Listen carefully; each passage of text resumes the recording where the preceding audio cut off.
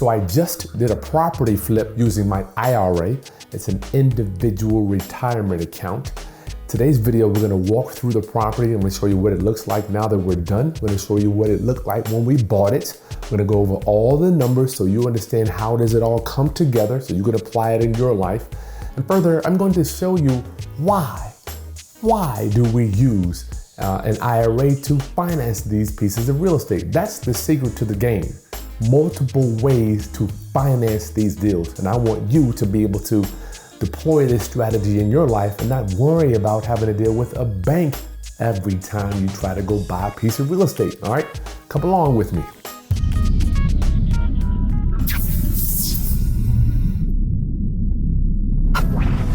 Okay, class, it's Kris Haskins with therealestateroundup.com. My mission and ministry is to raise your financial literacy through real estate investing and entrepreneurship. Have you ever wondered how is it possible that some people just continue to buy real estate year after year, right? Well, I'm going to give you the secret. The secret is the financing. Many years ago, people used to say the secret to real estate is location, location, location. Well, I am here to tell you what I have learned since doing real estate from 2004. The real secret to this thing is financing, financing, financing. And the reason we use an IRA to buy these properties is because the magic of using an IRA is that the profit is tax-free. I'll get into more of that a little bit later. So let's go to the property and we're gonna walk through it very quickly because my team, they're cranking these houses out so fast. I didn't get a chance to walk through it with you, but I still have the video walkthrough. I use my Meta glasses. So let's look at what the house looked like, what it looks like now, and I'm gonna flash back to some of the before. So if you could bring up on the screen, we'll give you the file there. Let's go over this real quick together. So this is what it looks like now. We painted the brick. You can see we got a beautiful black front door, new windows, new roof, all that good stuff. And you can flash back, show them real fast what it looks like before. You can see that brick is all busted up. Well, my friend used to call it bustitoed roof. That brick even has some cracks in it. The windows are all busted out and it's looking real raggedy. So you can see the new one. Old and busted, new and sexy. Open a new door. All right. We got new luxury vinyl plank. You can see it's completely staged. Look at the flooring going all the way through. Got a mirror right there. And as you walk into the dining area, it is just drop dead gorgeous. Continuous flooring all the way through there. I love it. I love it when you got that flooring that pops like that. There's nothing like having one type of flooring all the way through. Now we use, what do you call it? Luxury vinyl plank. I don't know. People love it. I hate it, but people actually do love it. So you can show them what it looked like before we move in there. My business partner has walked through it and sent me the pictures, but I'm in charge of. Sorry about that. All right, so let's go into the kitchen here. Beautiful, and you see the flooring goes all the way into the kitchen. We got new cabinets. I believe this is like a off gray color here. You see we got new black hardware on the doorknob, on the cabinet faces there. And we put down quartz. This kitchen has beautiful quartz with stainless steel appliances. We've got a 100% sink there, which means the sink is one piece. Gone are the days. People don't use those two sinks anymore. I mean, why do you need two? I don't have one in my house, and I don't know why they even did that. That was like an old school thing. So I've seen people doing 80-20, like you have a big sink and then a little small one on the side, but the two double sinks, that's gone, y'all. Yeah. All right. Show them the before real quick. Y'all can see the kitchen there. It just needed to be completely gutted out, completely ripped out. Old cabinets, the countertops are just old. The whole kitchen needs to be redone. So I want you to notice that we do not give these homeowners a refrigerator. If you're doing that now in your flipping business, stop doing it. You can use that as a negotiating tool when you come back for the price. You see, what I used to do was put refrigerators in all my houses because I wanted to give people a beautiful kitchen, right? But what I noticed, if they agree to pay full price and they don't ask for a refrigerator, you just saved $2,000. If they agree to pay full price and they ask for a refrigerator, what can you do? That's right. raise the price a little bit. You want the buyer to pay for their own refrigerator. And I'm here to tell you, it is hell trying to please a new homeowner with the perfect refrigerator that they want. Do they want French doors? Do they want 2 doors? Do they want 1 door? Do they want a refrigerator and freezer? Do they want the freezer at the top? Do they want the freezer at the bottom? Do they want it to open to the left? You don't want to be in that business. So just don't put refrigerators in these things. You're going to be glad you did. Take it from me. I used to do it. All right, so out the kitchen, we got a new deck in the back. And we had to do that other deck way down at the bottom too. We had to redo both of these decks. They look nice, right? And you can see the old deck here just was rotten and had leaves everywhere. Those leaves will really tear you. Those leaves will tear your deck up. All right, so the lighting was bad, but you can see this was a bedroom. Come on down. We got bathroom here. This is our communal bathroom. We've got all new flooring, new vanity. We got all completely new shower surround, new tile going in through there. Extremely nice. You can see the old bathroom just tore up. It just needed to be redone, that old tile. Got an old vanity. Extremely dark in there too. All right, and so we're going to the primary bedroom here. It's all staged, new flooring, you got carpet, black fan going up there. Now we have a new bathroom. This is our primary bathroom. Brand new shower, we built that out. It's new tile around and black fixtures in this shower here. New shower base. You can see all black. It's black hardware as well as black fixture on this vanity. That vanity has quartz as well, so we're using quartz now. And you look at this old one, right? A, show them the old one. We could not keep that old shower. I don't know what Ron was thinking. I'm like, Ron, you get those showers, they're like corner showers. I can't stand them joints. They are nasty. And a lot of people use them on properties where there's not enough space to put a vanity in there, to put a shower in there, but we had more than enough space on this one. Let me look at it real quick. That corner shower is nasty. So if you got a corner shower, just rip it out. They always leak. They're real wibbly and wobbly. I would never use them. Their joints are just, anybody, if you've ever used one of those things, let me know in the chat. Just nasty. So yeah, that shower, don't rip them joints out. Corner shower, they need to go. The little door opens up like that. Just nasty. All right, let's go over the numbers here. Listen, if you're still using your personal checking account for rent payments, my friend, that's a rookie move. You're leaving money on the table and you don't even know it. You see, most investors try to track expenses in Excel, juggling receipts, transfers, tax prep nightmares. Sound familiar? That's not passive income. That's chaos with a spreadsheet. So here's what I do now. Let me show you. Base Lane. It automates everything. Rent collection, auto tagging your transactions, minimum balance transfers, reporting, even your rent deposits hit in 2 business days. 3 clicks and boom, your books are clean. Base Lane gives me so much time to actually work on scaling my business. You work too hard to waste hours babysitting your finances. Base Lane works in the background running your rentals while you sleep, so you can focus on what really matters, getting out there and growing your portfolio. So learn how I ditched Excel and cleaned up my books with Base Lane. Try it for 30 days at baselane.com/roundup. Our purchase price, what is it at? 185. But the ARV on this one, what I thought was about 315, and we sold it for that, 315, right? And let's talk about the IRA piece to this. So we use something called a self-directed Roth IRA. Now, doesn't necessarily have to be an IRA. It can be a 401k. But the trick is it must be a self-directed Roth. What does that mean? That means we are the asset manager. There is no one to call to say, hey, how's my stocks doing today? How's my bonds doing? How's the market doing? It's none of that stuff. We have to look in the mirror. You see, I am the manager for all 3 of my kids' IRA accounts, my wife and so I have to manage 5 of these things amongst a ton of other private lenders with us. So if you're watching, if you have some money that you want to get working in one of our deals, please, I'll put my email address below. Reach out to us.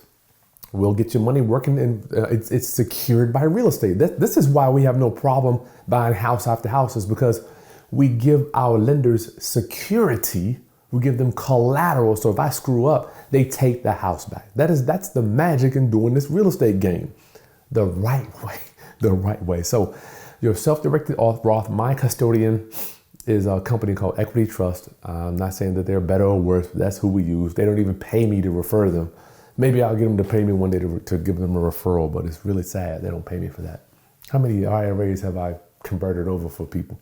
All right, ARV's 315, reno was 65,000. We thought it was 60, ended up being 65,000. So make sure you stay to the end of this because I'm going to show you how we save over $10,000 just by using the right financing and using a private, a flat fee broker. Okay, so pay close attention here. Holding costs, cost to sell. This, my friends, this is where most investors really lose their shirt. So no matter who sells it, you, I, anybody, that's a negotiating tool when you're talking to the homeowner. No matter whether I sell it or you sell it, somebody got to use a realtor. That's going to be 6% off the top. What's that? 6, 12, 18. That's going to be $20,000 off the top. And then we got interest. If you're borrowing money to do deals, you're going to have $5, $6, $7, $8,000 interest. That's just the game. Taxes. Every day you hold it, you have to pay Caesar, the city. Every day you pay taxes. Now you might have to go down. You might not have to literally go down there and pay it, but it's accruing interest. Every day you own it. I'm sorry, insurance. Every day you own it, you have to make sure it's insured. If the house burns down, somebody breaks in, UFO comes, takes it off of planet Earth. You want to make sure that insurance, make sure you're covered. I remember I had a deal. Somebody drove a car into the back of the property. It was crazy. Thank God we had insurance on it. You better. Maintenance. Who's going to make sure that the property is clean, the yard is cut, making sure that they're vacuuming in between showings. That stuff adds up. Utilities, you got water, electric, gas, sewer, all that stuff must be paid every month. Closing costs. When I buy it, I got to pay closing costs to buy. And do you know I got to pay closing costs again to sell it?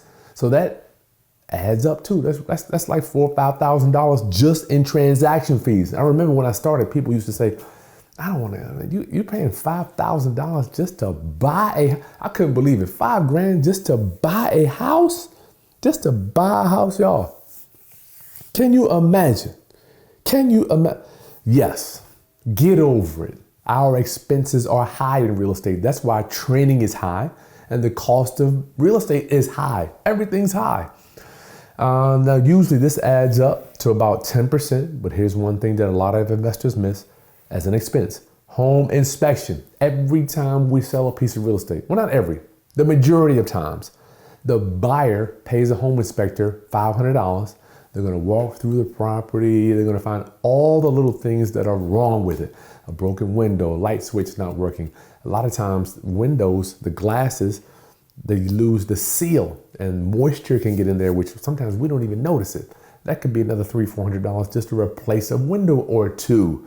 Broken door, a light switch doesn't work, and a receptacle. These small things add up. So you got to remember, your buyer is going to want to get some value for that $500 that they paid the home inspector to walk through the property. They're going to go in the attic. They're going to go through the crawl space and find everything that you might have missed. Now, here's the thing. If you do not fix a lot of this stuff before the home inspector gets there and you try to cover it up, you're going to lose your buyer. A lot of times, even for me, buyers, when they have the home inspector, they have so many little things and some big things. You might have a bad floor joist, piece of wood under the house, and the homeowner goes, the buyer goes, if he didn't fix that, I wonder what else he didn't fix. If he didn't fix this, and this, we had bad shingles, we had some bad wood in the roof. Well, he replaced the roof, but he didn't replace that wood.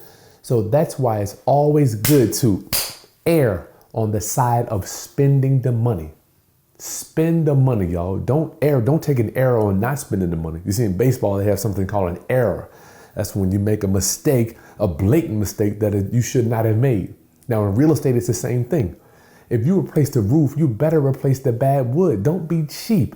Every time I'm cheap and doing a flip, I lose money, y'all. So just, when in doubt, spend the money, because you're going to get bit when the buyer comes back for this home inspection. I promise you. How many times have I gotten bit? A home inspector come and found something. Then the buyer's like, oop, I don't want to buy that house anymore. This guy must have been cheap. So 10% of the ARV roughly just Cost to sell and holding costs. But it is what it is. $32,000. Okay. Now, you're going to spend that. You're going to spend it. And a lot of investors get into these deals. I'm telling y'all, I don't understand it. They think they can get it done for cheaper, and they think they can do it faster. I was talking to a gentleman the other day, complete renovation. I mean, from down to the studs. The guy says, yeah, we can do that deal. We can do that renovation in about 8 weeks, 4 months. I'm sorry, 8 weeks, 2 months. I'm like, 2 months? It takes us 2 months to do a kitchen and 2 bathrooms. I'm like, how you know what? I always tell people, look, you're better than me. I just can't do it that fast. Stuff takes time. Okay, so our purchase price, we paid $185 for this one. I thought it was a little high, but we ended up being okay. So let's back out our profit on this deal, y'all. And then make sure you stay tuned, because I'm gonna show you how we saved roughly over 10 grand on this deal. 315 minus 65,000 minus 32,000 minus 185,000 equals 8. Let me get a drum roll, my brother. 33K plus or minus. Now, a lot of y'all are saying, well, that's not a lot of money. Some people are saying, man, that's good money. You know what? It's all what your perspective is. One of the things I'm learning, your perspective is so important out here. And the name of the game in real estate, you're not going to get rich off of one deal. It's volume. Now, let me show you how we save a ton of money on these deals. All right, remember, every time you do a deal, you got to borrow money, right? That's not necessarily true when you're using your self-directed IRA. So I get to chop off all the interest. I don't have any interest. So let's say my interest on this was going to be 7K. So I get to add that on. No interest on this deal. Why? Because we're using self-directed Roth. All my Roth money, all my IRA money. And another thing we use is flat fee. We use a flat fee broker, not a flat fee realtor. Not realtor. Realtor. Oh my God, help me. Realtor. The flat fee realtor. Now we do have to pay the buyer's agent. We have to pay the buyer's agent 3%. That's going to be the buyer. Because the buyer's agent is the real estate agent that brings the buyer. I still got to pay them, right? But when we use a flat fee broker, we just have a regular fee up front. Let's say you pay them $1,000 just to list the property on the MLS or whatever they charge, $500. I don't know. But no disrespect to my listing agents. But the majority of the work is done by the MLS. That's the multiple listing service. So when you list a property for sale, the majority of the work, the listing agent, they put it online, and then the buyers chomp at the bit to come and go look at their property. So you're paying 3% usually for them just to throw it on the MLS, and they're gone looking for the next listing. I'm sorry to bust your bubble, but that's how it works, because they're trying to make money, trying to get as many listings as they can. So I just pay them, throw it on the MLS. We take all the phone calls. We do all the showings. We negotiate the contract. We negotiate the home inspection. This is not, using flat fee brokers is not recommended for new investors. So let's say instead of paying 6%, I'm going to pay 1%, right? So that's 1, 2, 3. I got another 3. So I'm saving roughly $5,000 to $6,000. Let's put 5 grand. Let's add 5 grand back into this deal from using a flat fee broker, right? So I got 33. I'm getting 7K back for the interest, and I'm getting 5K back for using a flat fee broker. So what's that? 33 plus 12. So I'll be at 45K on a profit.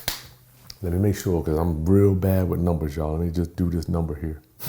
33. I'm bad. That's right. I did it. 45,000. So listen, you are understanding how we're doing this. The profit inside the IRA, tax-free. One of the kickers is it has to go back into the IRA. A lot of people are saying, well, Kris, I need the money. If the money goes in the IRA, how can I go spend it? Well, you're going to have to learn how to manage money. The majority of this real estate thing is money management. Forget the earning. Yes, you got to learn how to earn, but the management is where you get really hurt. People don't know how to manage it. The hardest part to this thing is money management. So listen, subscribe to the channel, like the content, but the main thing I need you to do is share this with our community so people understand how we're financing deals. How much does the renovation like that cost? What kind of materials are we using? What colors? What is the countertops? What type of vanities? All these things so you can deploy in your life and get out there and do your own fix and flip. My commitment is to helping you get into this real estate thing because the time is now, right before AI is hitting. Our hedge against artificial intelligence, empathy, human interaction. And I know you can get out there and do it. All right. And I'll see you on the next video. Peace.